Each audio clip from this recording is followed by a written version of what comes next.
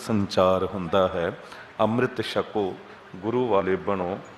कथा दी सेवावां मेरे अजीज भाई गुरलाल सिंह जी ਅੰਮ੍ਰਿਤਸਰ ਨਿਭਾ ਰਹੇ ਹਨ।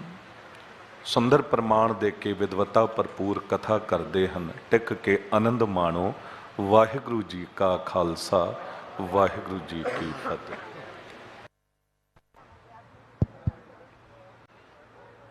ਸਤਨਾਮ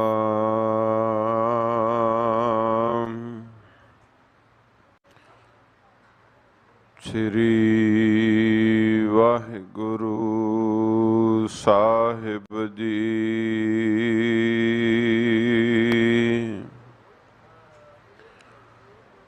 ਡੰਡੌਤ ਬੰਦਨ ਅਨੇਕ ਬਾਰ, ਸਰਬ ਕਲਾ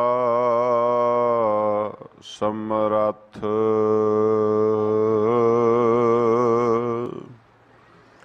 ਡੋਲਨ ਤੇ ਰੱਖੋ ਪ੍ਰਭੂ,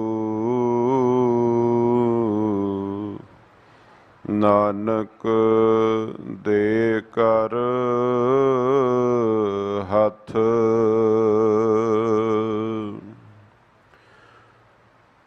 ਡੋਲਨ ਤੇ ਰੱਖੋ ਪ੍ਰਭੂ, ਨਾਨਕ ਦੇ ਕਰ ਹੱਥ। वालिए कुल आलम सरवरे कायनात, रूहानीयत दे मुजस्मे दयालता दे सागर, रहमतां दे भंडारे हलत पलत के रखियक सतगुरु, गुरु गरीब निवाज शब्द गुरु धन धन धन सतगुरु श्री गुरु ग्रंथ साहिब जी महाराज।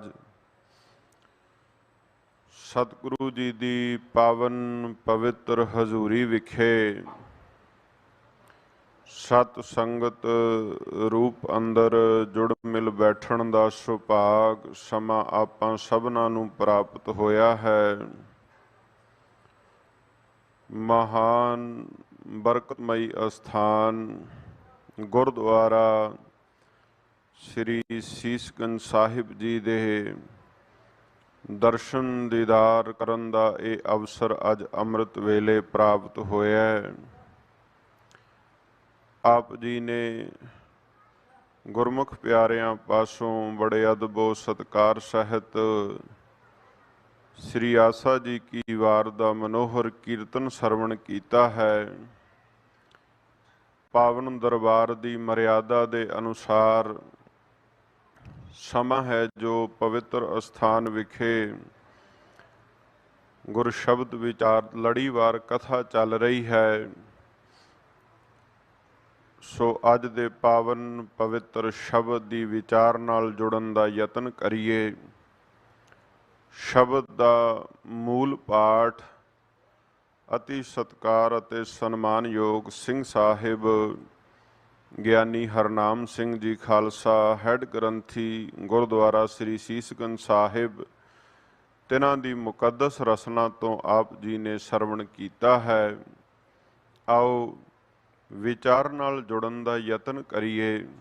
ਵਿਚਾਰ ਦੀ ਆਰੰਭਤਾ ਤੋਂ ਪਹਿਲਾਂ ਜਿਤਨੇ ਸਰੀਰ ਆਪ ਜੀ ਸਤਿਗੁਰੂ ਜੀ ਦੇ ਹਜ਼ੂਰ ਜੁੜ ਕਰਕੇ ਬੈਠੇ ਹੋ ਜਾਂ ਦੇਸ਼ ਵਿਦੇਸ਼ ਦੇ ਅੰਦਰ ਲਾਈਵ ਟੈਲੀਕਾਸਟ ਦੇ ਮਾਧਿਅਮ ਰਾਹੀਂ ਗੁਰੂ ਚਰਨਾਂ ਵਿੱਚ ਸੁਰਤ ਨੂੰ ਜੋੜ ਕਰਕੇ ਬੈਠੇ ਹੋ, ਬਾ ਅਦਬ ਸਾਹਿਬਾਂ ਨੂੰ ਸੀਸ ਝੁਕਾ ਕੇ ਫਤਿਹ ਬੁਲਾਓ। ਅਦਬੋ ਸਤਿਕਾਰ ਸਹਿਤ ਕਹੋ ਜੀ ਵਾਹਿਗੁਰੂ ਜੀ ਕਾ ਖਾਲਸਾ, ਵਾਹਿਗੁਰੂ ਜੀ ਕੀ ਫਤਿਹ। ਧੰਨ ਸਤਿਗੁਰੂ श्री गुरु अर्जन देव साहिब सच्चे पातशाह महाराज जियां ने कृपा बख्शिश की है। अज दा ये पावन पवित्र शब्द आसा राग दे अंदर पंजवें गुरुदेव जी दे पावन मुखारबिंद तो उचारण किया होया ਧੰਨ ਸ੍ਰੀ ਗੁਰੂ ਗ੍ਰੰਥ ਸਾਹਿਬ ਮਹਾਰਾਜ ਸੱਚੇ ਪਾਤਸ਼ਾਹ ਜੀ ਦੇ ਪਾਵਨ ਅੰਗ 377 ਉੱਪਰ ਸ਼ੋਭਾਇਮਾਨ ਹੈ। ਇਸ ਪਵਿੱਤਰ ਸ਼ਬਦ ਦੇ ਅੰਦਰ ਜੋ ਸਤਿਗੁਰੂ ਜੀ ਨੇ ਸਾਨੂੰ ਸੁਨੇਹਾ ਬਖਸ਼ਿਸ਼ ਕੀਤਾ ਹੈ ਕਿ ਆਪਾਂ ਨੇ ਕਿਸ ਪ੍ਰਕਾਰ ਸ਼ਬਦ ਦੇ ਅੰਦਰ ਆਪਣੇ ਚਿੱਤ ਨੂੰ, ਆਪਣੇ ਮਨ ਨੂੰ ਜੋੜ ਕਰਕੇ ਕਰਤਾ ਪੁਰਖ ਵਾਹਿਗੁਰੂ ਜੀ ਦੇ ਨਾਮ ਨੂੰ ਧਿਆਉਣਾ ਹੈ। ਨਿਰੰਕਾਰ ਅਕਾਲ ਪੁਰਖ ਵਾਹਿਗੁਰੂ ਜੀ ਦੇ ਨਾਮ ਰੂਪੀ ਧਨ ਨੂੰ ਵਿਆਜਣ ਤੋਂ ਵੱਡਾ ਪੁੰਨ ਇਸ ਦੁਨੀਆ ਤੇ ਹੋਰ ਹੈ ਹੀ ਕੋਈ ਨਹੀਂ। ਸਤਿਗੁਰਾਂ ਨੇ ਸ਼ਬਦ ਦੀ ਆਰੰਭਤਾ ਬੜੇ ਪਿਆਰ ਸਹਿਤ ਬੋਲ ਕਹੇ, ਆਸਾ ਮਹੱਲਾ ਪੰਜਵਾਂ, ਗੁਰ ਕੈ ਸ਼ਬਦ ਬਨਾਵੋ ਇਹੋ ਮਨ। ਆਸਾ ਰਾਗ ਦਾ ਨਾਮ ਮਹੱਲਾ ਪੰਜਵਾਂ ਭਾਵ ਗੁਰੂ ਅਰਜਨ ਦੇਵ ਸਾਹਿਬ ਸੱਚੇ ਪਾਤਸ਼ਾਹ ਮਹਾਰਾਜ ਜੀ ਦੇ ਪਾਵਨ ਮੁਖਾਰਬਿੰਦ ਤੋਂ ਉਚਾਰਨ ਕੀਤਾ ਹੋਇਆ ਇਹ ਪਵਿੱਤਰ ਸ਼ਬਦ ਸਾਹਿਬ ਆਖ ਰਹੇ ਨੇ, ਗੁਰ ਕੈ ਸ਼ਬਦ ਬਨਾਵੋ ਇਹੋ ਮਨ। ਅਕਾਲ ਪੁਰਖ ਵਾਹਿਗੁਰੂ ਜੀ ਨੇ ਬਹੁਤ ਬੇਅੰਤ ਬਖਸ਼ਿਸ਼ ਕੀਤੀ ਤਾਂ ਸਾਨੂੰ ਇਹ ਮਨੁੱਖਾ ਦੇਹ ਬਖਸ਼ੀ। ਇਸ ਦੇਹ ਨੂੰ ਸਾਜਣ ਸਵਾਰਨ ਵਾਲਾ ਨਿਰੰਕਾਰ ਅਕਾਲ ਪੁਰਖ ਵਾਹਿਗੁਰੂ ਆਪ ਹੈ। ਆਪਾਂ ਨਿਤ ਬਾਣੀ ਅੰਦਰ ਬਚਨ ਪੜ੍ਹਦੇ ਹਾਂ, ਰਮਈਆ ਕੇ ਗੁਣ ਚੇਤ ਪਰਾਨੀ, ਕਵਨ ਮੂਲ ਤੇ ਕਵਨ ਦ੍ਰਿਸ਼ਟਾਨੀ, ਜਿਨ ਤੂੰ ਸਾਜ ਸਵਾਰ ਸ਼ਿੰਗਾਰਿਆ, ਗਰਭ ਅਗਨ ਮਹਿ ਜਿਨੇ ਉਬਾਰਿਆ। ਉਸ ਨਿਰੰਕਾਰ ਵਾਹਿਗੁਰੂ ਜੀ ਨੇ ਸਾਡੇ ਤੇ ਪਰਉਪਕਾਰ ਕੀਤਾ ਹੈ ਕਿ ਸਾਡੀ ਇਸ ਸੁੰਦਰ ਦੇਹ ਨੂੰ ਮਾਂ ਦੀ ਕੁੱਖ ਅੰਦਰ ਸੰਭਾਲਣ ਵਾਲਾ, ਸਵਾਰਨ ਵਾਲਾ ਉਹ ਨਿਰੰਕਾਰ ਵਾਹਿਗੁਰੂ ਆਪ ਹੈ। ਤੇ ਜਦੋਂ ਇਸ ਸੁੰਦਰ ਦੇਹ ਦਾ ਜਨਮ ਸਰੀਰਕ ਤੌਰ ਦੇ ਉੱਤੇ ਧਰਤੀ ਦੇ ਉੱਪਰ ਹੁੰਦਾ ਹੈ, ਬੇਅੰਤ ਗੁਣਾਂ ਦੇ ਨਾਲ ਲਵਰੇਜ ਕਰਕੇ ਉਸ ਕਰਤਾ ਪੁਰਖ ਵਾਹਿਗੁਰੂ ਜੀ ਨੇ ਸਾਨੂੰ ਇਸ ਧਰਤੀ ਤੇ ਭੇਜਿਆ। ਔਰ ਉਹਨਾਂ ਬੇਅੰਤ ਗੁਣਾਂ ਦੇ ਵਿੱਚੋਂ ਇੱਕ ਗੁਣ ਇਹ ਹੈ ਕਿ ਉਸ ਕਰਤਾ ਪੁਰਖ ਵਾਹਿਗੁਰੂ ਜੀ ਨੇ ਸਾਨੂੰ ਸ਼ੁਭ ਵਿਚਾਰਾਂ ਦੀ ਦਾਤ ਦਿੱਤੀ ਹੋਈ ਹੈ, ਸਾਨੂੰ ਸੋਚਣ ਦੀ ਤਾਕਤ ਦਿੱਤੀ, ਸਾਨੂੰ ਭਲੇ ਬੁਰੇ ਨੂੰ ਵਿਚਾਰਨ ਦੀ ਸਮਝ ਤੇ ਸੂਝ ਬਖਸ਼ਿਸ਼ ਕੀਤੀ ਹੈ। ਔਰ ਉਸ ਵਿਚਾਰਾਂ ਦੇ ਸੰਗ੍ਰਹਿ ਨੂੰ ਸਾਹਿਬ ਆਖਦੇ ਨੇ ਆਪਾਂ ਨੇ ਸ਼ੁਭ ਰੱਖਣਾ ਹੈ। ਮਨ ਨੂੰ ਸਵਾਰਨ ਦੀ, ਮਨ ਨੂੰ ਬਣਾਉਣ ਦੀ, ਮਨ ਨੂੰ ਘੜਨ ਦੀ ਗੱਲ ਮਹਾਰਾਜ ਜੀ ਨੇ ਅੱਜ ਦੇ ਸ਼ਬਦ ਅੰਦਰ ਕੀਤੀ। ਤਾਂ ਸਾਹਿਬ ਆਖਦੇ ਨੇ ਇਸ ਮਨ ਨੂੰ ਘੜਨਾ ਕਿਵੇਂ ਹੈ, ਨਾਲ ਉਹ ਵੀ ਵਿਧੀ ਦੱਸ ਦਿੱਤੀ।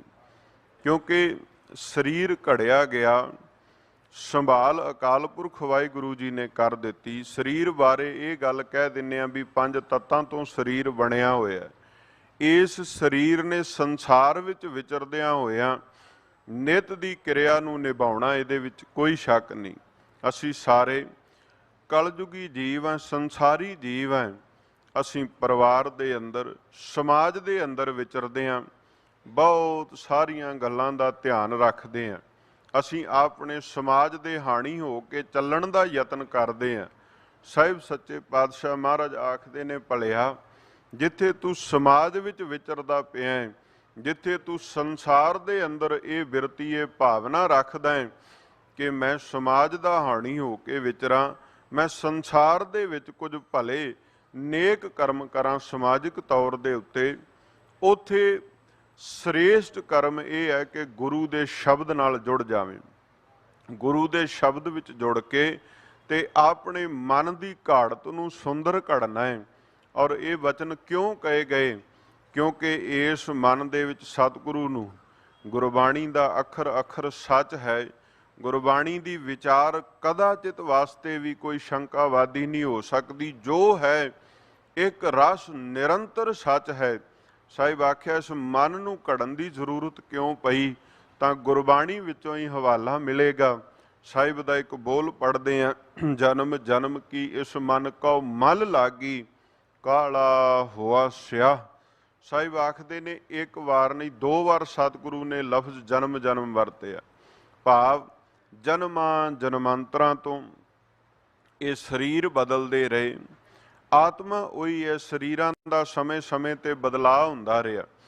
ਪਰ ਜਦੋਂ ਸਰੀਰ ਆਪਣੀ ਸਮੇਂ ਦੀ ਜਿਹੜੀ ਸੀਮਾ ਸੀ ਉਹਨੂੰ ਵਿਹਾਉਂਦੇ ਰਹੇ, ਸੰਸਾਰ ਤੋਂ ਜਾਂਦੇ ਰਹੇ, ਤੇ ਅਨੇਕਾਂ ਤਰ੍ਹਾਂ ਦੇ ਪਾਪ ਜਿਹੜੇ ਸਨ ਉਹ ਇਸ ਮਨ ਦੇ ਨਾਲ ਕਮਾਉਂਦਿਆਂ ਇਨਸਾਨ ਦਾ ਜਿਹੜਾ ਮਨ ਐਸ ਜਾਮੇ ਅੰਦਰ ਹੈ, ਸਾਹਿਬ ਕਹਿੰਦੇ ਨੇ ਇਹਦੇ ਉੱਪਰ ਮੈਲ ਹੀ ਬਹੁਤ ਜ਼ਿਆਦਾ ਲੱਗ ਚੁੱਕੀ ਹੈ। ਇਸ ਮਨ ਨੇ ਇੰਨੇ ਔਗਣ ਇਕੱਠੇ ਕਰ ਲਏ ਨੇ। ਸਾਹਿਬ ਨੇ ਫਿਰ ਉਦਾਹਰਣ ਦਿੱਤੀ ਵੀ ਇਹ ਮਨ ਹੋ ਕਿਵੇਂ ਦਾ ਗਿਆ, ਕਾਲਾ ਹੋਆ ਸਿਆ, ਐਨ ਬਿਲਕੁਲ ਕਾਲਾ, ਜਿਹਦੇ ਕਿਸੇ ਵੀ ਪਾਸਿਓਂ ਕਿਸੇ ਦੀ ਸਾਫ਼ ਸਫਾਈ ਦੀ ਕੋਈ ਆਸ ਨਹੀਂ, ਇਦਾਂ ਦਾ ਮਨ ਹੋਇਆ ਪਿਆ। ਮਹਾਰਾਜ ਆਖਿਆ ਖਨਲੀ ਧੋਤੀ ਉਜਲੀ ਨਾ ਹੋਵਈ, ਜੇ ਸੌ ਧੋਵਣ ਪਾ। ਮਨ ਇਉਂ ਦਾ ਹੋ ਗਿਆ ਜਿਵੇਂ ਕੋਲੂ ਦੀ ਸਫਾਈ ਕਰਨ ਵਾਲੀ ਲੀਰ ਜਿਹਨੂੰ ਖਨਲੀ ਕਹਿ ਕੇ ਸੱਦਿਆ ਜਾਂਦਾ ਹੈ। ਸਾਹਿਬ ਆਖਦੇ ਉਹਦੇ ਵਰਗਾ ਹੋਇਆ ਇਹ ਮਨ, ਤੇ ਇਸ ਮਨ ਦੀ ਸਾਫ਼ ਸਫਾਈ ਬਹੁਤ ਜ਼ਰੂਰੀ ਹੈ।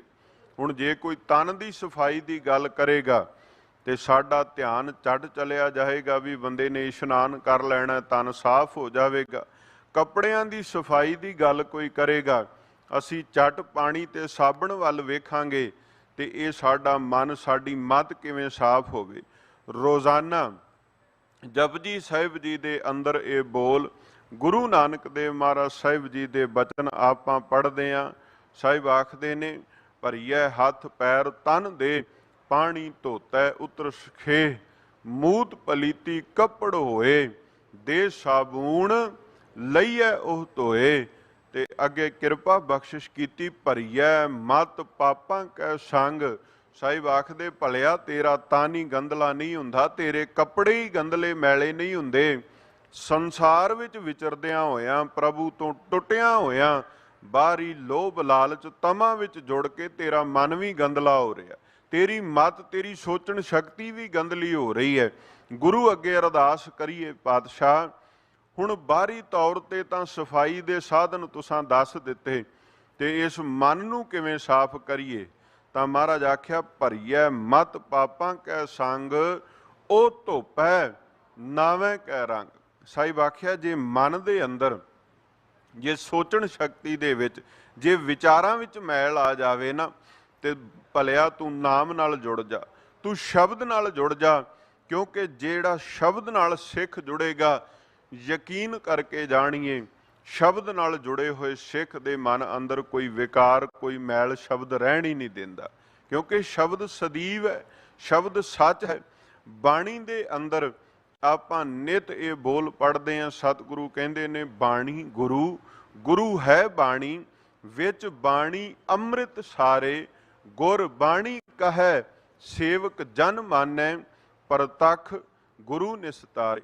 ਹੁਣ ਗੁਰਬਾਣੀ ਅੰਮ੍ਰਿਤਮਈ ਹੈ, ਰੱਬ ਦਾ ਤੇ ਗੁਰਬਾਣੀ ਦਾ ਦਰਜਾ ਇੱਕ ਹੈ। ਵਾਹ ਵਾਹ ਬਾਣੀ ਨਿਰੰਕਾਰ ਹੈ, ਤਿਸ ਜੇਵੜ ਅਵਰ ਨਾ ਕੋਏ। ਜਿਸ ਸ਼ਬਦ ਨਾਲ ਅਸੀਂ ਜੁੜਨਾ ਹੈ ਨਾ, ਉਸ ਸ਼ਬਦ ਦੀ ਤੁਲਨਾ ਸਤਿਗੁਰਾਂ ਨੇ ਆਪ ਅਕਾਲ ਪੁਰਖ ਵਾਹਿਗੁਰੂ ਜੀ ਦੇ ਨਾਲ ਕੀਤੀ ਹੈ। ਤੇ ਹੁਣ ਉਹ ਨਿਰੰਕਾਰ ਜੋ ਪਰਮ ਸਤਾ ਹੈ, ਜੋ ਨਿਰੰਜਨ ਹੈ, ਜੋ ਹਰੇਕ ਪ੍ਰਕਾਰ ਦੇ ਲੋਭ ਲਾਲਚ ਤੋਂ ਰਹਿਤ ਹੈ, ਜੋ ਹਰੇਕ ਪ੍ਰਕਾਰ ਦੀ ਤਮਾ ਤੋਂ ਨਿਰਾਲਾ ਹੈ, ਉਸ ਨਿਰੰਕਾਰ ਦੀ ਵਡਿਆਈ ਦੇ ਸ਼ਬਦ ਨਾਲ ਕੋਈ ਜੁੜੇਗਾ ਤੇ ਉਹ ਮੈਲਾ ਕਿਵੇਂ ਰਹਿ ਜਾਵੇਗਾ, ਕਦਾਚਿਤ ਨਹੀਂ ਰਹੇਗਾ। ਸਾਹਿਬ ਨੇ ਸਾਨੂੰ ਸ਼ਬਦ ਨਾਲ ਜੁੜਨ ਦਾ ਹੁਕਮ ਕੀਤਾ ਹੈ। ਸ਼ਬਦ ਨਾਲ ਜੁੜਿਆਂ ਹੋਇਆਂ ਨੂੰ ਜੀਵਨ ਦੇ ਅੰਦਰ ਕੋਈ ਔਗਣ ਨਹੀਂ ਸਤਾਉਂਦਾ। ਸ਼ਬਦ ਨਾਲ ਜੁੜਿਆਂ ਹੋਇਆਂ ਨੂੰ ਜੀਵਨ ਵਿੱਚ ਵਿਚਰਦਿਆਂ ਹੋਇਆਂ ਸਿੱਖ ਨੂੰ ਪ੍ਰਭੂ ਦੀ ਪ੍ਰਾਪਤੀ ਦਾ ਰਾਹ ਸਿੱਧਾ ਦਿਸ ਪੈਂਦਾ। ਵੇਖੋ ਨਾ, ਗੁਰੂ ਕੀ ਬਾਣੀ ਨੂੰ ਪੜ੍ਹਨ ਦਾ ਸਾਡਾ ਮਕਸਦ ਕੀ ਹੈ ਕਿ ਅਸੀਂ ਅਕਾਲ ਪੁਰਖ ਵਾਹਿਗੁਰੂ ਨਿਰੰਕਾਰ ਜੀ ਦੇ ਨਾਲ ਜੁੜ ਜਾਈਏ।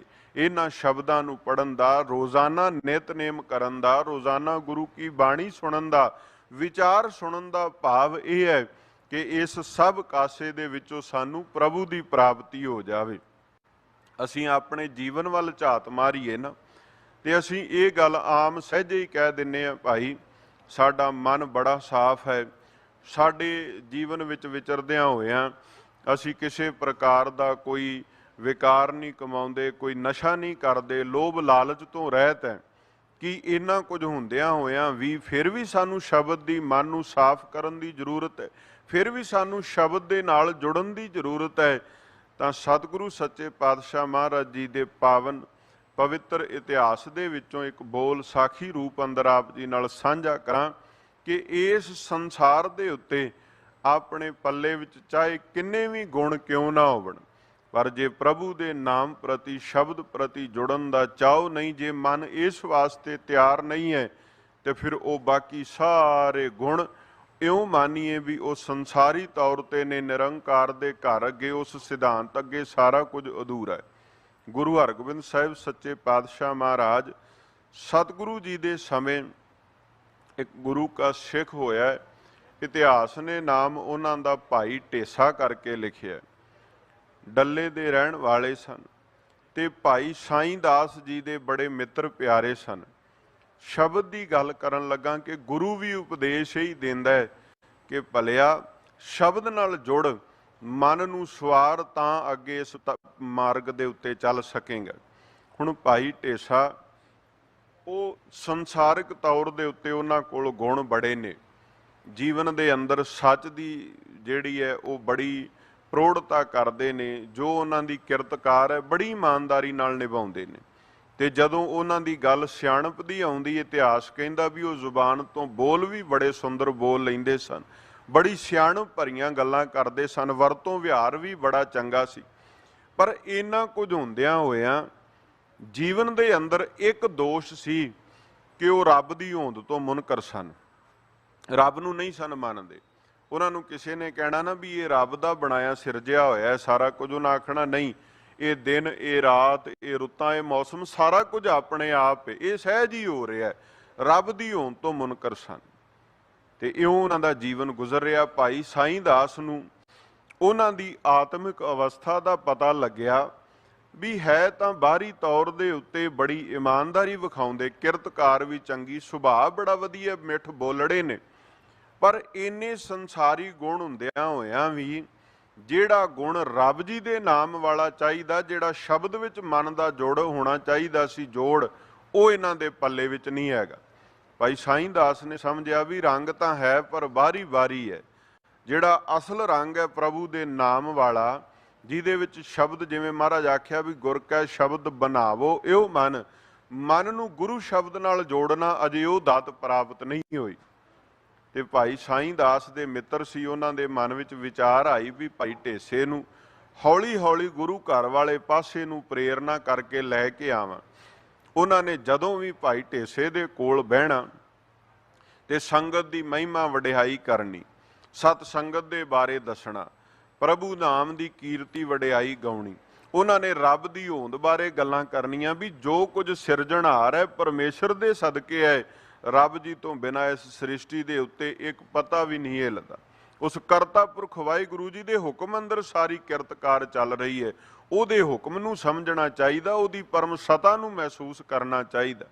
ਹੌਲੀ ਹੌਲੀ ਇਉਂ ਸੰਗਤ ਕਰਦਿਆਂ ਕਰਦਿਆਂ ਭਾਈ ਢੇਸਾ ਜੀ ਦੇ ਮਨ ਦੇ ਉੱਤੇ ਭਾਈ ਸਾਈਂ ਦਾਸ ਦੇ ਬਚਨਾਂ ਦਾ ਅਸਰ ਹੋ ਗਿਆ, ਕਿਉਂਕਿ ਬੰਦਗੀ ਭਗਤੀ ਵਾਲੇ ਦੇ ਕਹੇ ਹੋਏ ਬੋਲ ਕਦੀ ਵਿਅਰਥ ਤੇ ਨਹੀਂ ਨਾ ਜਾ ਸਕਦੇ। ਜਿਹੜੇ ਖੁਦ ਬਾਣੀ ਵਿੱਚ ਜੁੜੇ ਨੇ, ਜਿਹੜੇ ਖੁਦ ਸ਼ਬਦ ਵਿੱਚ ਜੁੜੇ ਨੇ, ਉਹਨਾਂ ਦੇ ਬੋਲਣ ਦਾ ਅਸਰ ਇਹ ਹੈ ਕਿ ਭਾਵੇਂ ਕੋਈ ਕਿੰਨਾ ਵੀ ਰੱਬ ਤੋਂ ਟੁੱਟਿਆ ਹੋਇਆ ਕਿਉਂ ਨਾ ਹੋਵੇ, ਜਦੋਂ ਉਹ ਰੱਬੀ ਪਿਆਰ ਵਿੱਚ ਆ ਕੇ ਕੋਈ ਬਚਨ ਕਰਦੇ ਨੇ, ਸਾਹਮਣੇ ਵਾਲੇ ਦੇ ਮਨ ਨੂੰ ਉਹ ਬਚਨ ਟੁੰਬਦੇ ਜ਼ਰੂਰ ਨੇ। ਭਾਈ ਢੇਸਾ ਜੀ ਨੇ ਭਾਈ ਸਾਈਂ ਦਾਸ ਦੇ ਕੋਲੋਂ ਬੋਲ ਸੁਣੇ। ਇੱਕ ਦਿਨ ਭਾਈ ਸਾਈਂ ਦਾਸ ਜੀ ਨੇ ਬਚਨ ਆਖਿਆ, ਮੇਰੇ ਮਾਧੋ ਜੀ ਸਤ ਸੰਗਤ ਮਿਲੇ ਸੋ ਤਰਿਆ, ਸਤ ਸੰਗਤ ਦੀ ਮਹਿਮਾ ਤੇ ਵਡਿਆਈ ਸੁਣਾਈ। ਤੇ ਭਾਈ ਢੇਸਾ ਤਿਆਰ ਹੋ ਗਿਆ ਕਿ ਮੈਂ ਵੀ ਗੁਰੂ ਹਰਗੋਬਿੰਦ ਸਾਹਿਬ ਮਹਾਰਾਜ ਸੱਚੇ ਪਾਤਸ਼ਾਹ ਜੀ ਦੇ ਦਰਬਾਰ ਵਿੱਚ ਜਾਣਾ ਹੈ। ਹੁਣ ਜਦੋਂ ਭਾਈ ਸਾਈਂ ਦਾਸ ਜੀ ਨੇ ਜਾਣਿਆ ਕਿ ਹੁਣ ਠੀਕ ਹੈ, ਇਹਨਾਂ ਦੀ ਤਿਆਰੀ ਹੈ, ਤੇ ਸਤਿਗੁਰੂ ਦੇ ਦਰਬਾਰ ਲੈ ਆਏ। ਸੰਗਤ ਵਿੱਚ ਬਹਿਣਾ, ਭਾਈ ਢੇਸੇ ਨੇ ਸੇਵਾ ਕਰਨੀ। ਹੌਲੀ ਹੌਲੀ ਸੇਵਾ ਕਰਦਿਆਂ ਕਰਦਿਆਂ ਮਨ ਦੇ ਅੰਦਰ ਜਿਹੜੇ ਫੁਰਨੇ ਸਨ ਕਿ ਰੱਬ ਦੀ ਹੋਂਦ ਕੋਈ ਨਹੀਂ, ਜਦੋਂ ਸਿੱਖਾਂ ਨੂੰ ਸੇਵਾ ਕਰਦੇ ਵੇਖਣਾ, ਸਿੱਖਾਂ ਨੂੰ ਸ਼ਬਦ ਵਿੱਚ ਜੁੜੇ ਹੋਏ ਵੇਖਣਾ, ਤੇ ਮਨ ਦੇ ਉੱਤੇ ਹੌਲੀ ਹੌਲੀ ਅਸਰ ਪੈਣਾ ਸ਼ੁਰੂ ਹੋ ਗਿਆ। ਸਮਾਂ ਆਪਣੀ ਚਾਲ ਚੱਲਿਆ, ਪਰ ਕਿਤੇ ਨਾ ਕਿਤੇ ਅਜੇ ਮਨ ਦੇ ਅੰਦਰ ਇਹ ਖਿਆਲ ਉਤਪੰਨ ਹੋ ਜਾਂਦਾ ਸੀ ਕਿ ਰੱਬ ਦੀ ਹੋਂਦ ਨਹੀਂ ਹੈ। ਠੀਕ ਹੈ, ਗੁਰੂ ਕੋਲ ਆਏ, ਪਰ ਅਜੇ ਗੁਰੂ ਨਾਲ ਮਿਲਾਪ ਨਹੀਂ ਸੀ ਹੋਇਆ। ਇੱਕ ਦਿਨ ਉਹ ਸਮਾਂ, ਉਹ ਸਬੱਬ ਬਣਿਆ।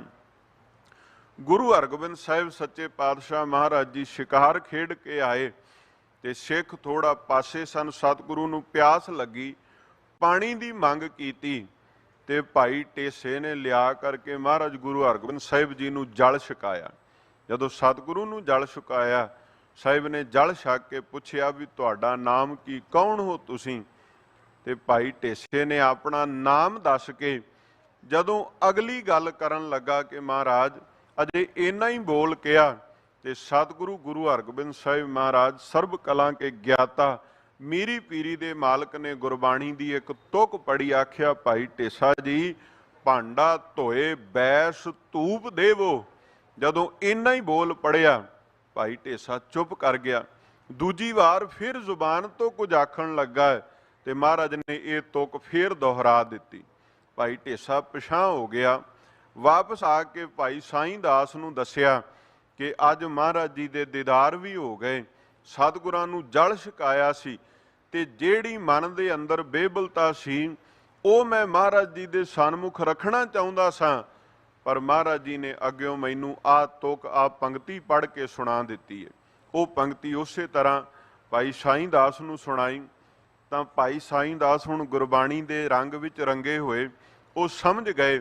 ਆਖਣ ਲੱਗੇ ਭਾਈ ਟੇਸਾ ਜੀ ਮਹਾਰਾਜ ਤੁਹਾਡੇ ਤੇ ਕਿਰਪਾ ਬਖਸ਼ਿਸ਼ ਜ਼ਰੂਰ ਕਰਨਗੇ, ਪਰ ਸਤਿਗੁਰਾਂ ਨੇ ਨਾਲ ਤੁਹਾਨੂੰ ਇੱਕ ਸੁਨੇਹਾ ਦਿੱਤਾ ਹੈ ਇਹ ਪੰਕਤੀ ਪੜ੍ਹ ਕੇ ਕਿ ਜੇ ਨਾਮ ਦੀ ਦਾਤ ਪ੍ਰਾਪਤ ਕਰਨਾ ਚਾਹੁੰਦੇ ਹੋ, ਪਹਿਲਾਂ ਆਪਣੇ ਮਨ ਨੂੰ ਜਿੱਥੇ ਇਸ ਨਾਮ ਨੂੰ ਟਿਕਾਉਣਾ ਹੈ ਉਸ ਮਨ ਨੂੰ ਤਿਆਰ ਤਾਂ ਕਰੋ।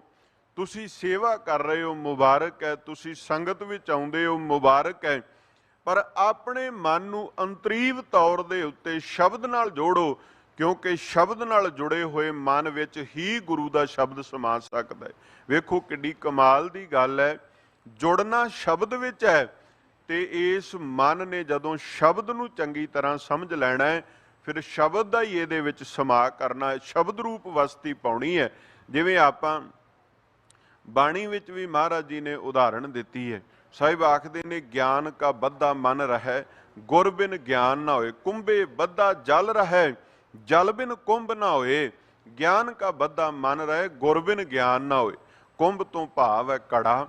ਪੁਰਾਣੇ ਸਮੇਂ ਦੇ ਵਿੱਚ ਘੜਿਆਂ ਵਿੱਚ ਪਦਾਰਥ ਜਿਹੜਾ ਸੀ ਉਹ ਰੱਖਿਆ ਜਾਂਦਾ ਸੀ। ਮੰਨ ਲਓ ਪਾਣੀ ਰੱਖਣ ਵਾਸਤੇ ਘੜੇ ਨੂੰ ਵਰਤਿਆ ਜਾਂਦਾ ਸੀ, ਦੁੱਧ ਇਤਿਆਦਿਕ ਸਾਰਾ ਕੁਝ। ਅੱਜ ਤੇ ਹੁਣ ਸਮਾਂ ਇਦਾਂ ਦਾ, ਵੰਨ ਸਵੰਨੀ ਧਾਤ ਦੇ ਬਰਤਨ ਪਿੱਛੇ ਮਿੱਟੀ ਦੇ ਸਨ ਤੇ ਉਸ ਘੜੇ ਨੂੰ ਬਣਾਉਣ ਵਾਸਤੇ ਜਿੱਥੇ ਮਿੱਟੀ ਬੜੀ ਜ਼ਰੂਰੀ ਹੈ ਉੱਥੇ ਓਨਾ ਹੀ ਜ਼ਰੂਰੀ ਪਾਣੀ ਹੈ। ਜੇ ਪਾਣੀ ਤੇ ਮਿੱਟੀ ਦਾ ਮਿਸ਼ਰਣ ਨਹੀਂ ਤੇ ਘੜਾ ਕਦੀ ਵੀ ਤਿਆਰ ਨਹੀਂ ਹੋ ਸਕਦਾ।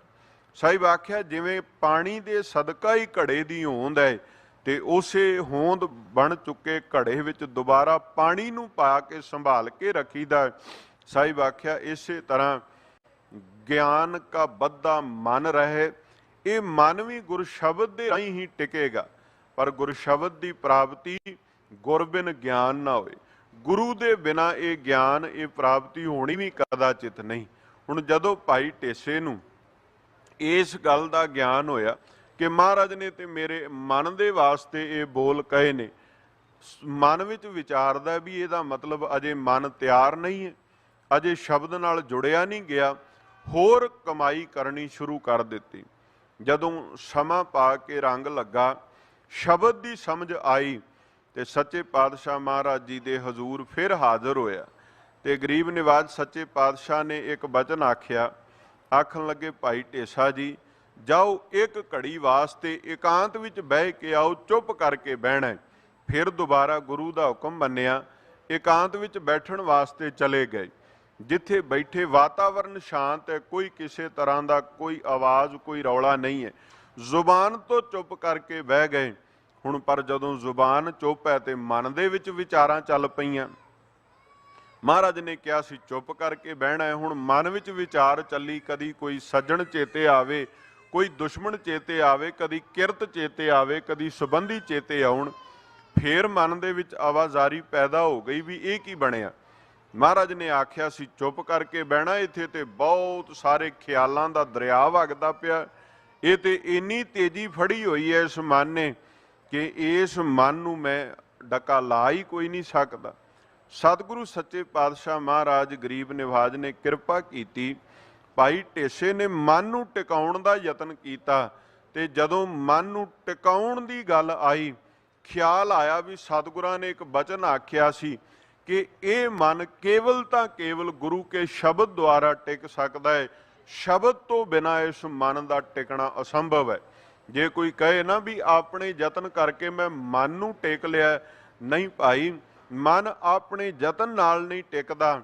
ਮਨ ਸ਼ਬਦ ਵਿੱਚ ਜੁੜ ਜਾਵੇ ਤੇ ਟਿਕਾ ਵਿੱਚ ਆਵੇਗਾ, ਨਹੀਂ ਤੇ ਸ਼ਬਦ ਤੋਂ ਬਿਨਾਂ ਇਹ ਮਨ ਗੁਰਦੁਆਰੇ ਸਰੀਰ ਬੈਠਾ ਹੁੰਦਾ ਹੈ, ਬਾਣੀ ਅਸੀਂ ਪੜ੍ਹ ਰਹੇ ਹੁੰਦੇ ਆ, ਪਰ ਮਨ ਜਿਹੜਾ ਹੈ ਉਹ ਕਿਤੇ ਹੋਰ ਪਾਸੇ ਗਿਆ ਹੁੰਦਾ ਹੈ। ਸਤਿਗੁਰੂ ਸੱਚੇ ਪਾਤਸ਼ਾਹ ਮਹਾਰਾਜ ਗੁਰੂ ਹਰਗੋਬਿੰਦ ਸਾਹਿਬ ਜੀ ਦੇ ਕੋਲ ਆਏ। ਦੁਬਾਰਾ ਜਦੋਂ ਆਏ, ਮਹਾਰਾਜ ਨੇ ਪੁੱਛਿਆ, ਭਾਈ ਢੇਸਾ ਜੀ ਬਾਤ ਬਣੀ?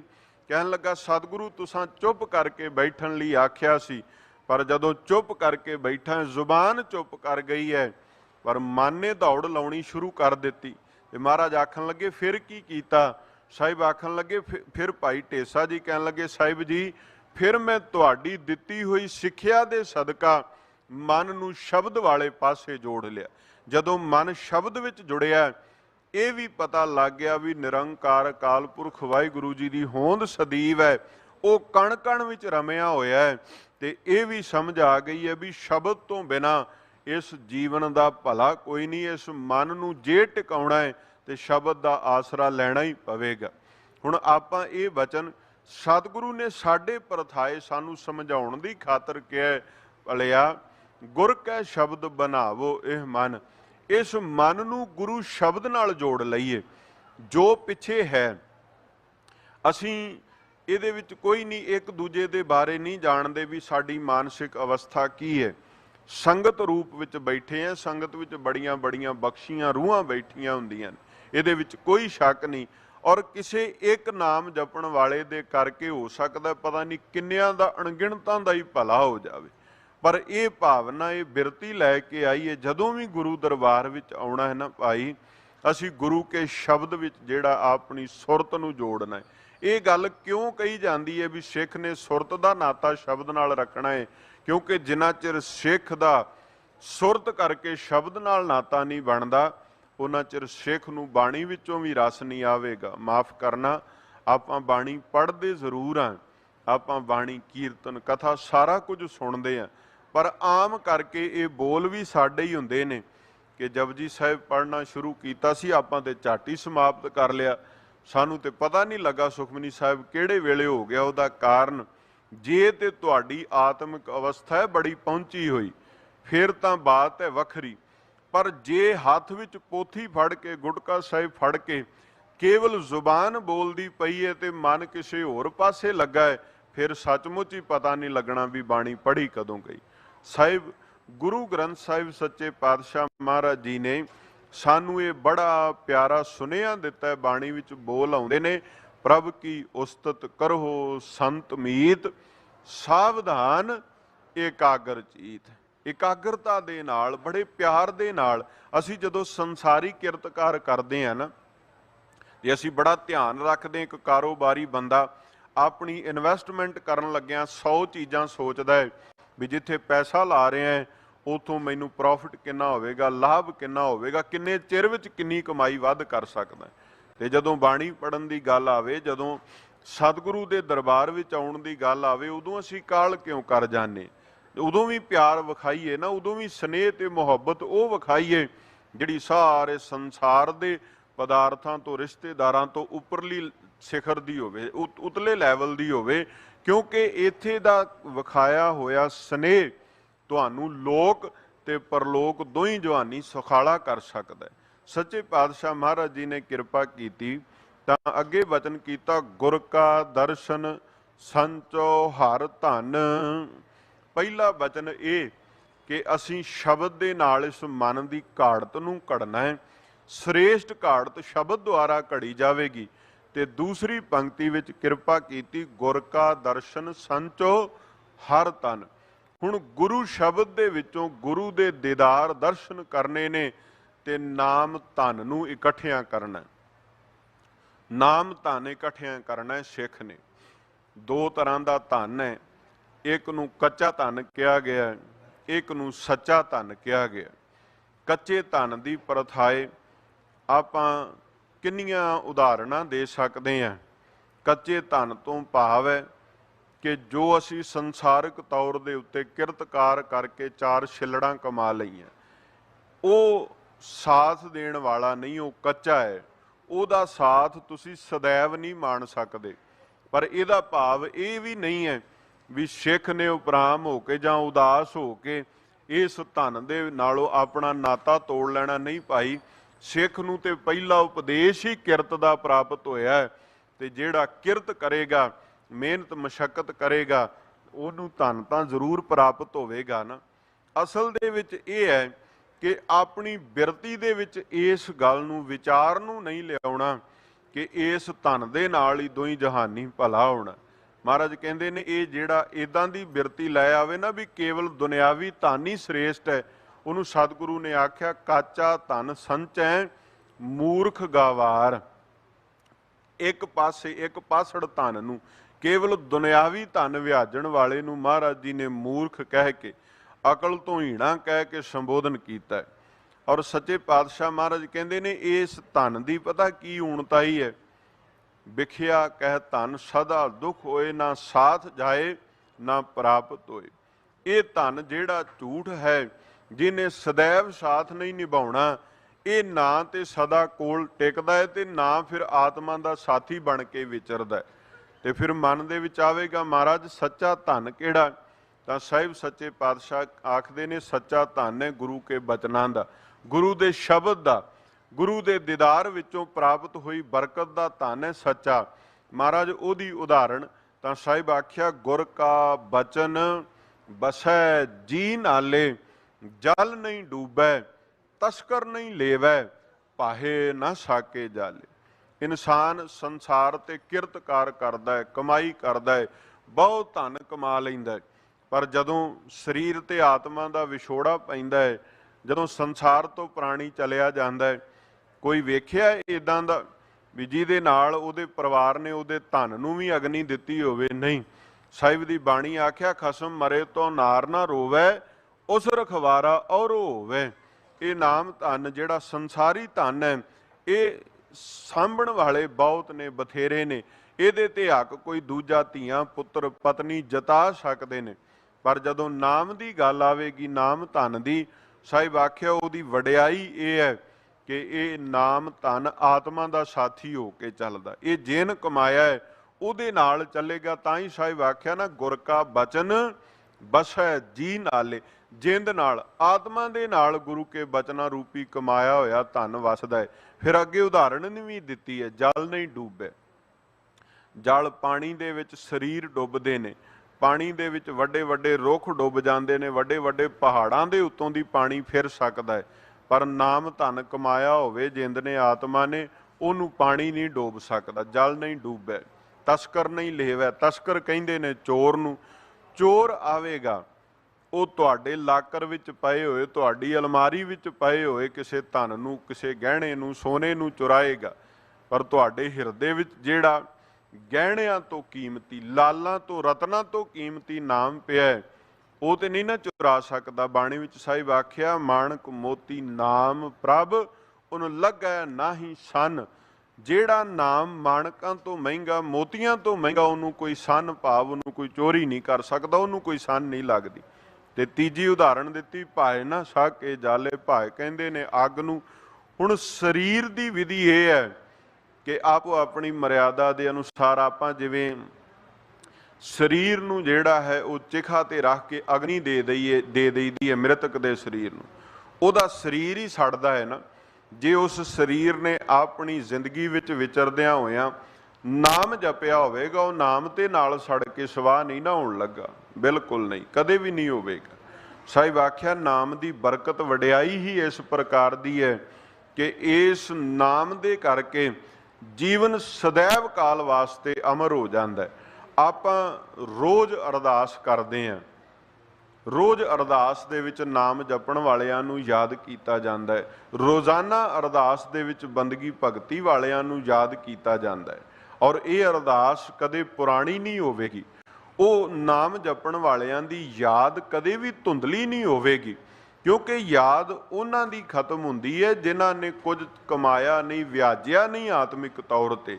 ਜਿਹੜੇ ਆਤਮਿਕ ਤੌਰ ਤੇ ਪ੍ਰਭੂ ਨਾਮ ਨਾਲ ਜੁੜ ਗਏ, ਸੰਸਾਰ ਭਾਵੇਂ ਕਿੰਨੇ ਯੁੱਗ ਹੰਢਾ ਲਵੇ, ਉਹਨਾਂ ਦੀ ਵਡਿਆਈ, ਉਹਨਾਂ ਦੀ ਸ਼ੋਭਾ ਨੂੰ ਘੱਟ ਨਹੀਂ ਕੀਤਾ ਜਾ ਸਕਦਾ। ਇਹ ਸੰਸਾਰੀ ਬੰਦੇ ਹੈ ਕਿ ਆਉਂਦੇ ਜਾਂਦੇ ਨੇ ਤੇ ਉਹਨਾਂ ਦਾ ਨਾਮ ਵੀ ਮਿਟ ਜਾਂਦਾ ਹੈ। ਰੱਬ ਦੇ ਪਿਆਰਿਆਂ ਦੀ ਹੋਂਦ ਸदैव ਬਰਕਰਾਰ ਰਹਿੰਦੀ ਹੈ। ਆਪਾਂ ਭਗਤ ਸਾਹਿਬਾਨ ਜੀ ਦੀ ਬਾਣੀ ਪੜ੍ਹਦੇ ਹਾਂ, ਆਪਾਂ ਰੱਬ ਦੇ ਪਿਆਰਿਆਂ ਦੇ ਇਤਿਹਾਸ ਵਿੱਚੋਂ ਦਰਸ਼ਨ ਕਰਦੇ ਹਾਂ।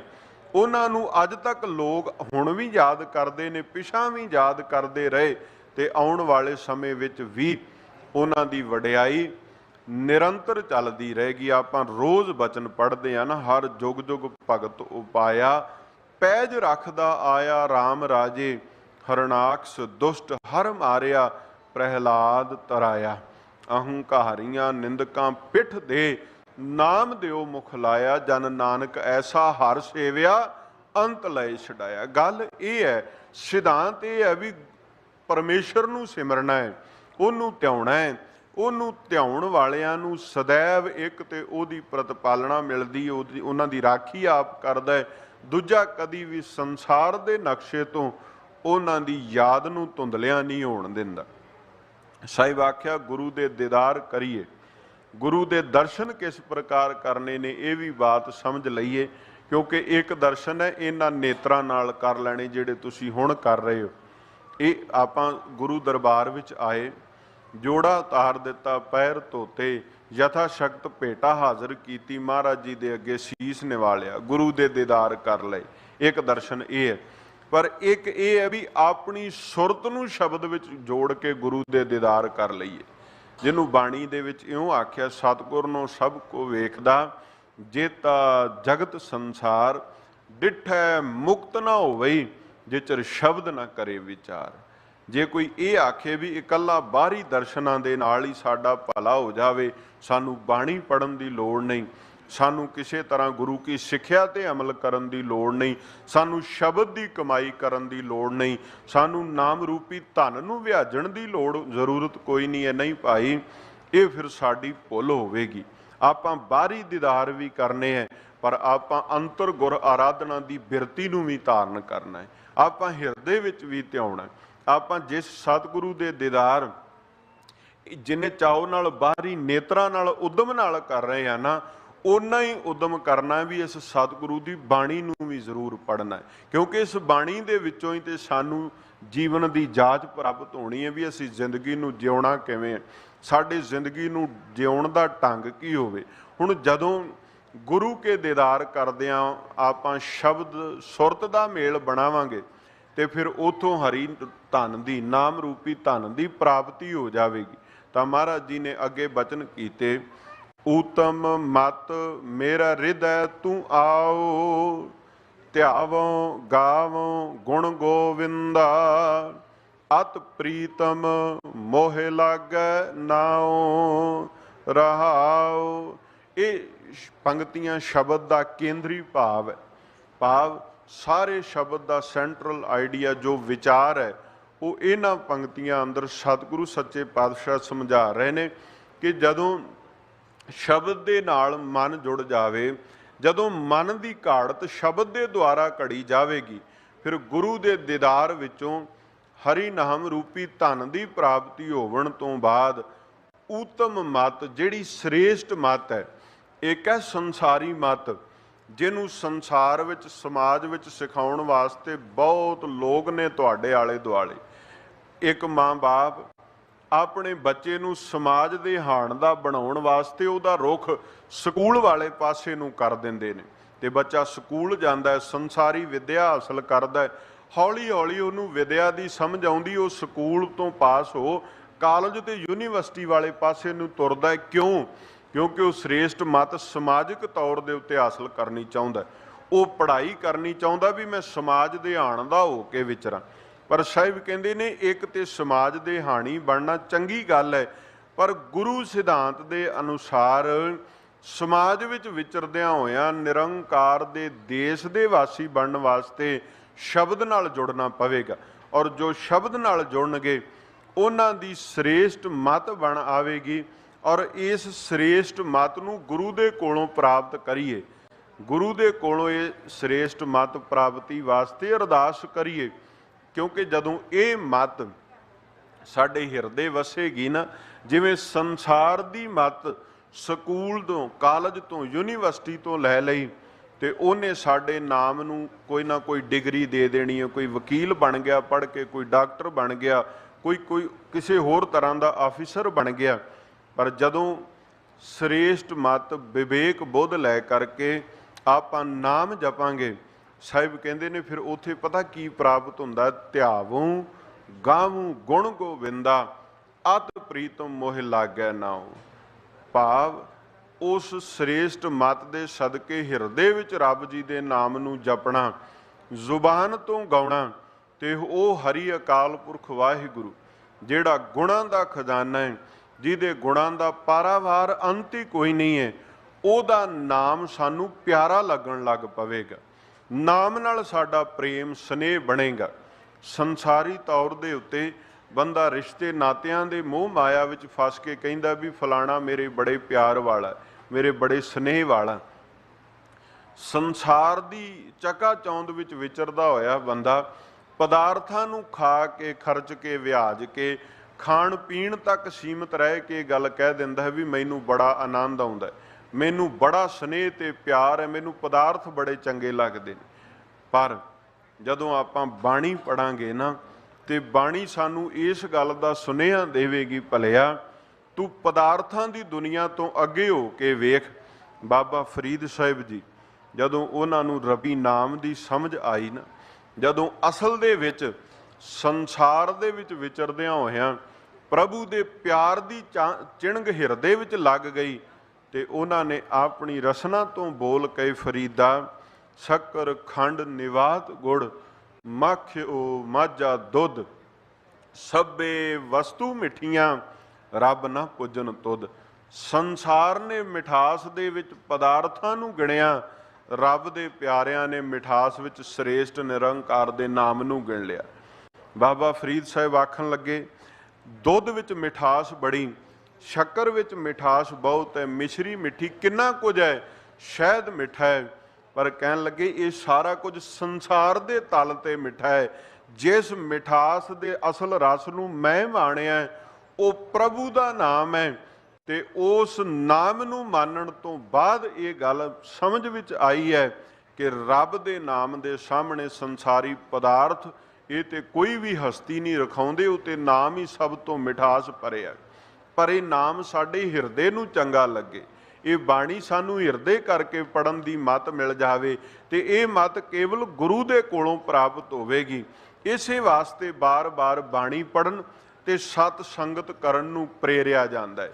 ਵੇਖੋ ਆਪਾਂ ਅੱਜ ਸਮਾਂ ਭਾਵੇਂ ਬੜਾ ਐਡਵਾਂਸ ਹੈ, ਔਰ ਇਹ ਗੱਲ ਆਪਾਂ ਕਹਿ ਵੀ ਦਿੰਨੇ ਆ ਕਿ ਦਰਸ਼ਨ ਹੀ ਕਰਨੇ ਆ, ਚਲੋ ਆਪਾਂ ਟੀਵੀ ਤੇ ਬੈਠਿਆਂ ਕਰ ਲਵਾਂਗੇ, ਚਲੋ ਆਪਾਂ ਮੋਬਾਈਲ ਫੋਨ ਖੋਲ ਕੇ ਕੀਰਤਨ ਸੁਣ ਲਵਾਂਗੇ। ਭਾਈ ਚੰਗੀ ਗੱਲ ਹੈ, ਤੁਸੀਂ ਆਪਣੇ ਸਮੇਂ ਵਿੱਚੋਂ ਸਮਾਂ ਕੱਢ ਕੇ ਟੀਵੀ ਤੇ ਜਾਂ ਮੋਬਾਈਲ ਤੇ ਕੀਰਤਨ ਸੁਣਦੇ ਹੋ, ਤੁਸੀਂ ਬਾਣੀ ਪੜ੍ਹਦੇ ਹੋ, ਪਰ ਨਾਲ ਨਾਲ ਜੋ ਮਹਾਤਮ ਤੁਹਾਨੂੰ ਇੱਥੇ ਸਾਖਸ਼ਾਤ ਦੀਦਾਰ ਕਰਕੇ ਪ੍ਰਾਪਤ ਹੋਣਾ ਹੈ ਨਾ, ਉਹ ਦੂਜੀ ਤਰ੍ਹਾਂ ਪ੍ਰਾਪਤ ਨਹੀਂ ਹੋ ਸਕਦਾ। ਇੱਥੇ ਤੁਹਾਡਾ ਹੀ ਮਨ ਨੇ ਨਿਮਰਤਾ ਦੇ ਵਿੱਚ ਆਉਣਾ ਹੈ, ਇੱਥੇ ਤੁਹਾਡੀ ਆਤਮਿਕ ਅਵਸਥਾ ਬਦਲ ਜਾਣੀ ਹੈ, ਕਿਉਂਕਿ ਇੱਥੇ ਸਾਰੇ ਇੱਕ ਬਿਰਤੀ ਲੈ ਕਰਕੇ ਹੱਥ ਜੋੜ ਕੇ ਗੁਰੂ ਦੇ ਅੱਗੇ ਤਰਲਾ ਲੈ ਰਹੇ ਨੇ। ਹੋ ਸਕਦਾ ਕਿਸੇ ਦੇ ਜੁੜੇ ਹੋਏ ਹੱਥਾਂ ਵੱਲ ਵੇਖ ਕੇ ਸਾਡੇ ਵੀ ਮਨ ਦੇ ਅੰਦਰ ਕਿਤੇ ਐਸਾ ਪ੍ਰਭਾਵ ਬਣ ਜਾਵੇ ਵੀ ਆਪਾਂ ਗੁਰੂ ਦੇ ਕੋਲੋਂ ਆਪਣੇ ਔਗਣੀ ਬਖਸ਼ਾ ਲਈਏ, ਕਿਤੇ ਸਾਨੂੰ ਗੁਰੂ ਦੇ ਦੀਦਾਰ ਉਹ ਪ੍ਰਾਪਤ ਹੋ ਜਾਵਣ ਕਿ ਸਾਨੂੰ ਸ਼ਬਦ ਦੀ ਸਮਝ ਆ ਜਾਵੇ। ਇਸ ਵਾਸਤੇ ਸਤ ਸੰਗਤ ਕਰਨ ਨੂੰ ਬੜੀ ਮਹਾਨਤਾ ਦਿੱਤੀ ਗਈ ਹੈ। ਸੰਗਤ ਦਾ ਹੀ ਅਸਰ ਹੈ ਕਿ ਸੰਗਤ ਦੇ ਅਸਰ ਕਰਕੇ ਹੀ ਸਾਡੇ ਜੀਵਨ ਦੀ ਜਿਹੜੀ ਅਵਸਥਾ ਹੈ ਨਾ, ਉਹ ਬਹੁਤ ਜ਼ਿਆਦਾ ਤਰੀਕੇ, ਚੰਗੇ ਤਰੀਕੇ ਨਾਲ ਬਦਲ ਜਾਂਦੀ ਹੈ। ਸਾਹਿਬ ਨੇ ਫਿਰ ਬਚਨ ਕੀਤੇ, ਤ੍ਰਿਪਤ ਅਗਾਵਨ ਸਾਚੈ ਨਾਏ, 68 ਮਜਨ ਸੰਤ ਧੂਰਾਏ। ਇਸ ਹਿੰਦੁਸਤਾਨ ਦੀ ਧਰਤੀ ਦੇ ਉੱਤੇ 68 ਤੀਰਥਾਂ ਦਾ ਬੜਾ ਵੱਡਾ ਮਹਾਤਮ ਰਿਹਾ ਸਨਾਤਨ ਦੇ ਅੰਦਰ। ਪਰ ਸਤਿਗੁਰੂ ਨੂੰ ਪੁੱਛੀਏ ਮਹਾਰਾਜ ਸਿੱਖ ਦੇ ਵਾਸਤੇ ਕਿਹੜਾ ਤੀਰਥ ਕਿਹੜੀ ਪੂਜਾ ਵਡਿਆਉਣ ਯੋਗ ਹੈ, ਤਾਂ ਸਾਹਿਬ ਕਹਿੰਦੇ ਨੇ ਵੀ ਰੱਬ ਦੇ ਪਿਆਰੇ ਗੁਰੂ ਦੀ ਦਿੱਤੀ ਹੋਈ ਸਿੱਖਿਆ ਦੇ ਉੱਤੇ ਚੱਲ ਲਈਏ 68 ਤੀਰਥਾਂ ਦਾ ਮਹਾਤਮ ਪ੍ਰਾਪਤ ਹੋ ਜਾਵੇਗਾ। ਕਿਉਂਕਿ ਗੁਰੂ ਦੀ ਦਿੱਤੀ ਹੋਈ ਸਿੱਖਿਆ, ਸਾਹਿਬ ਦੀ ਬਾਣੀ ਇਹ ਗੱਲ ਸਾਨੂੰ ਸੁਨੇਹਾ ਦਿੰਦੀ। ਸਾਹਿਬ ਕਹਿੰਦੇ ਪੂਜਾ ਕੀਚੈ ਨਾਮ ਧਿਆਈਐ ਵਿਣ ਨਾਵੈ ਪੂਜ ਨਾ ਹੋਏ।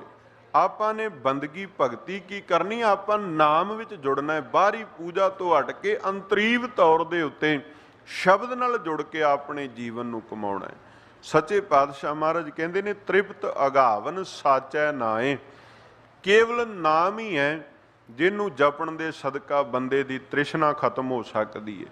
ਪਦਾਰਥਾਂ ਨੂੰ ਵਿਆਜਣ ਤੋਂ ਬਾਅਦ ਕੋਈ ਬੰਦਾ ਇਹ ਕਹਿੰਦਾ ਨਹੀਂ, ਤੁਸੀਂ ਸੁਣਿਆ ਹੋਵੇਗਾ ਵੀ ਮੈਂ ਪਦਾਰਥਾਂ ਨਾਲ ਰੱਜ ਗਿਆ। ਨਹੀਂ ਭਾਈ, ਪਦਾਰਥਾਂ ਦੀ ਬਿਰਤੀ ਇਹ ਹੈ, ਭਾਵੇਂ ਤੁਸੀਂ ਆਪਣਾ ਮਨ ਭਾਉਂਦਾ ਭੋਜਨ ਦਿਹਾੜੀ 'ਚ 4 ਵਾਰਾਂ ਛਕੋ, ਪਰ ਤੁਸੀਂ ਇਸ ਗੱਲ ਦਾ ਦਾਅਵਾ ਕਰ ਸਕਦੇ ਹੋ ਵੀ ਅੱਜ 4 ਵਾਰਾਂ ਛਕਿਆ, ਕੱਲ ਨੂੰ ਜ਼ਰੂਰਤ ਨਹੀਂ ਪਏਗੀ। ਨਹੀਂ, ਕੱਲ ਨੂੰ ਤੁਹਾਡਾ ਪੇਟ ਫਿਰ ਮੰਗੇਗਾ। ਜੋ ਤੁਹਾਨੂੰ ਮਨ ਭਾਉਂਦਾ ਹੈ ਨਾ, ਉਹਨੂੰ ਬਾਰ-ਬਾਰ ਤੁਸੀਂ ਖਾਣ ਦਾ ਪਹਿਨਣ ਦਾ ਯਤਨ ਕਰੋਗੇ ਤੇ ਤ੍ਰਿਪਤੀ ਕਿੱਥੇ ਹੋਈ, ਉਹ ਤੇ ਹੋਰ ਦੀ ਤਮਾ ਪੈਦਾ ਹੋ ਗਈ। ਇਸੇ ਤਰ੍ਹਾਂ ਬੰਦੇ ਦਾ ਬਾਹਰੀ ਤੌਰ ਦੇ ਉੱਤੇ ਧਨ ਨੂੰ ਕਮਾਉਣਾ ਹੈ। ਜਿਹਨੇ ਅੱਜ 1000 ਕਮਾ ਲਿਆ, ਉਹਦੀ ਸੂਈ 10,000 ਤੇ ਜਾ ਖਲੋਂਦੀ ਏ। ਜਿਹੜਾ 10,000 ਕਮਾ ਗਿਆ ਉਹ ਲੱਖ ਵਾਲੇ ਪਾਸੇ ਤੁਰ ਪੈਂਦਾ, ਲੱਖਾਂ ਵਾਲਾ ਕਰੋੜਾਂ ਵਾਲੇ ਬੰਨੇ ਦੀ ਸੋਚਦਾ। ਤੇ ਫਿਰ ਇਹ ਸਾਰਾ ਕੁਝ ਨਿਬੜੇ ਕਿਵੇਂ? ਤਾਂ ਸਾਹਿਬ ਦਾ ਇੱਕ ਬੋਲ ਚੇਤੇ ਵਿੱਚ ਕਰੀਏ।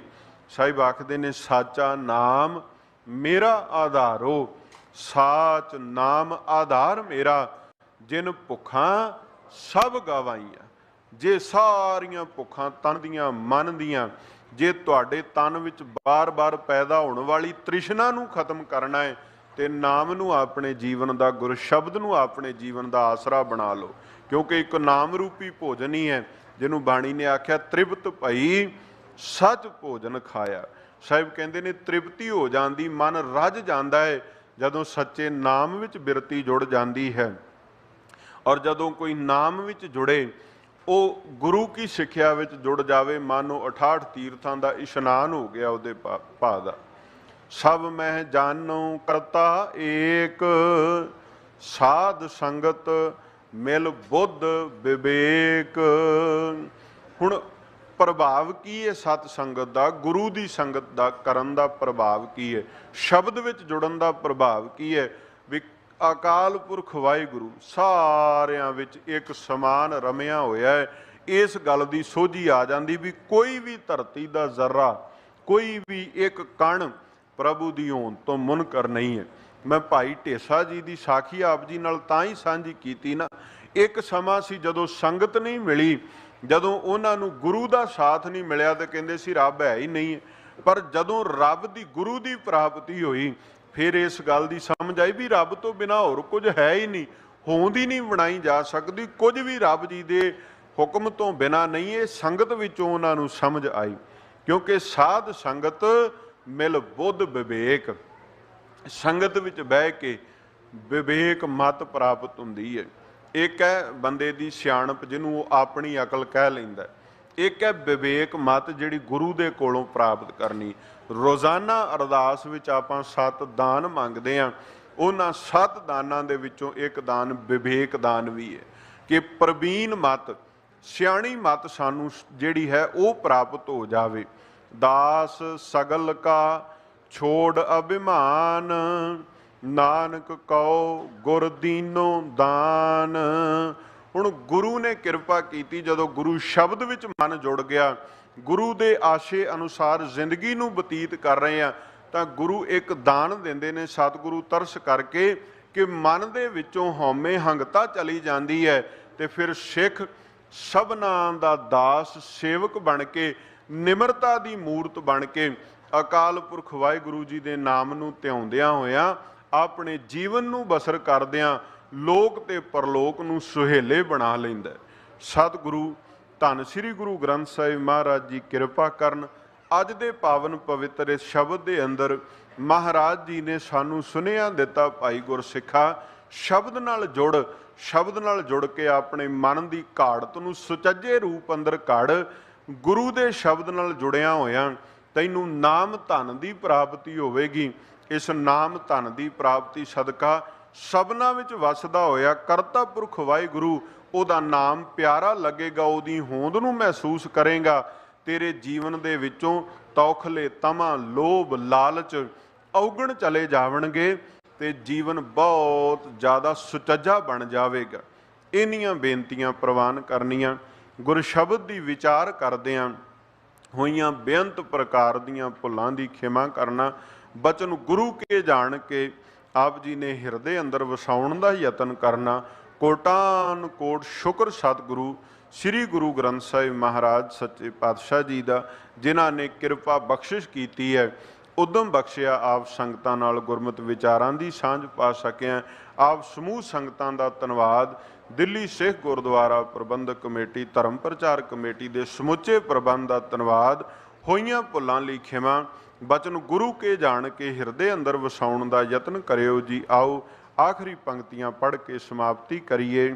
ਦਾਸ ਸਗਲ ਕਾ ਛੋੜ ਅਭਿਮਾਨ, ਨਾਨਕ ਕਉ ਗੁਰ ਦੀਨੋ ਦਾਨ।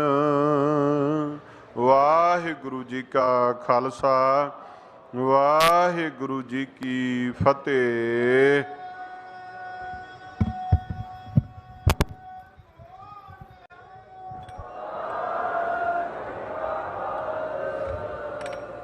ਵਾਹਿਗੁਰੂ ਜੀ ਕਾ ਖਾਲਸਾ, ਵਾਹਿਗੁਰੂ ਜੀ ਕੀ ਫਤਿਹ। ਸਨਮਾਨਯੋਗ ਸਤ ਸੰਗਤ ਜੀਓ, ਐਤਵਾਰ ਵਾਲੇ ਦਿਨ ਸੰਗਤ